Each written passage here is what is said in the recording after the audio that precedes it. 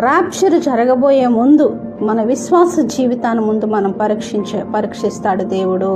ఒక విషయాన్ని గుర్తుంచుకోండి, ర్యాప్చర్లో ఎత్తబడే ప్రతి పరిశుద్ధునికి పరీక్ష ఏ విధంగా ఎలీషాకి పరీక్ష జరిగిందో, ఇటు ప్రవక్తలు, ఎలియా గారు, దేవుడు ఏ విధంగా పరీక్షించారో నీకు తెలుసా అని ప్రవక్తలు శిష్యులు అడిగారు.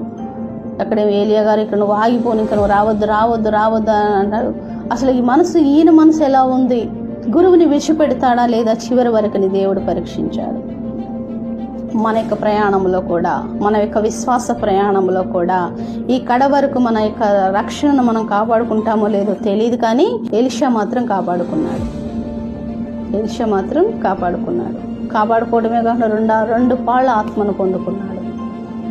మంచి అద్భుతమైనటువంటి బ్లెస్సింగ్స్ని పొందుకున్నాడు.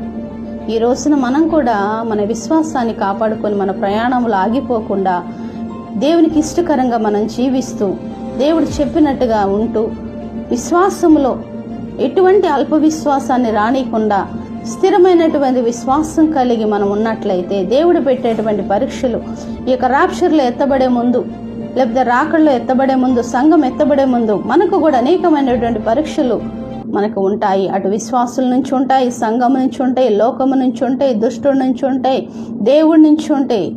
ఈ పరీక్షలన్నింటిలో కూడా మనం పాస్ అవ్వాలి.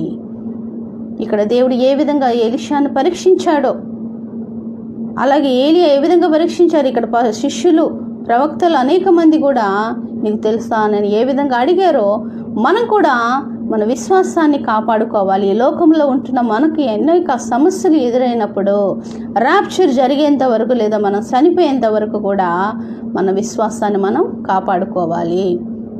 మనం ఎత్తబడాలంటే, ఈ మహాశ్రమల నుంచి మనం తప్పించుకోవాలంటే